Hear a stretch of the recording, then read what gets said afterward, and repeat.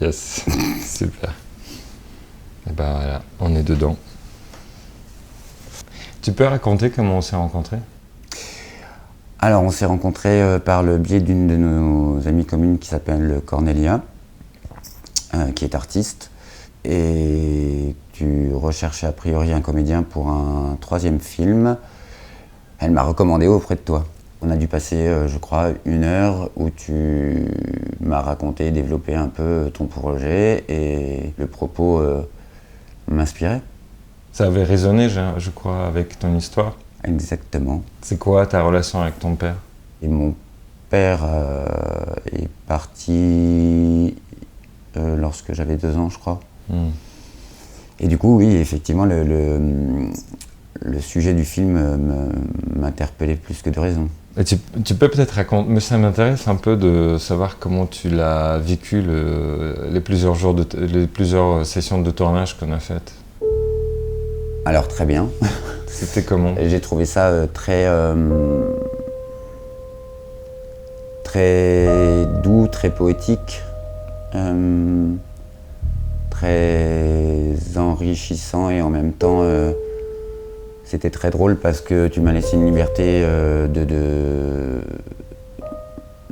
pouvoir montrer une palette d'émotions qui sont les miennes. Voilà, d'aller vers une pudeur que j'avais peut-être pas eu l'occasion d'exploiter jusqu'à ce moment-là et oui, d'aller dans mon intime le plus profond. Comment ça s'est fait pour toi le fait de devenir comédien? Ça s'est fait comment? Par le besoin d'être aimé, simplement. Ma mère m'a fait prendre des cours de danse lorsque j'avais 4 ans. À l'école maternelle, primaire, on avait l'habitude de faire divers spectacles de fin d'année. C'était les moments où j'étais le plus heureux de ma vie. Enfin, l'artistique a toujours été un moteur d'attention. C'était le seul, je dirais. Et c'était quoi ton premier rôle, tu te rappelles? C'était Charlie Chaplin.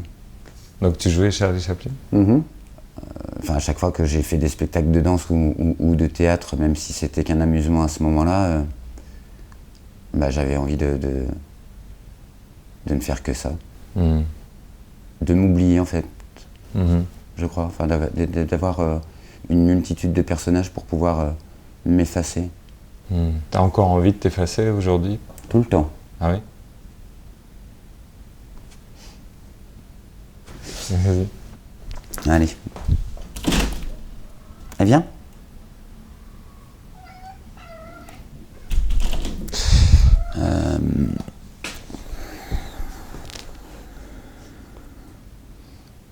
C'est quoi ta définition de la force? De pouvoir surmonter les doutes et les handicaps qu'on s'impose. Il est difficile de se détacher de ce que l'entourage nous a imposé lorsqu'on était enfant. Et il y a quelques années, j'en ai fait part à l'une de mes profs d'allemand, en lui disant, le fumiste est celui qui ratera sa vie, a quand même fait ça. Et... Elle t'a dit ça comme ça? Ouais. Vous allez rater votre vie? Elle t'a tutoyé, évidemment. Non, lorsque j'étais enfant, c'était, des professeurs qui me disaient, il est inconstant, il papillonne toujours, il a du mal à se concentrer, mais parce que j'avais des interlocuteurs aussi qui ne répondaient pas à mes attentes. Comment tu t'expliques que des gens soient aussi maladroits et aussi malveillants?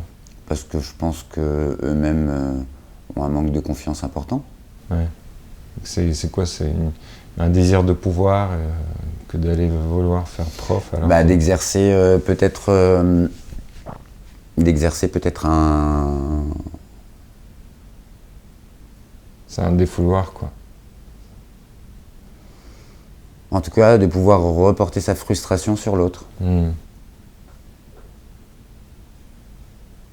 Regarde, par exemple, toi, tu as grandi avec que des mauvais exemples, et ça t'empêche pas d'être devenu une personne bienveillante et plutôt disciplinée spirituellement, on va dire.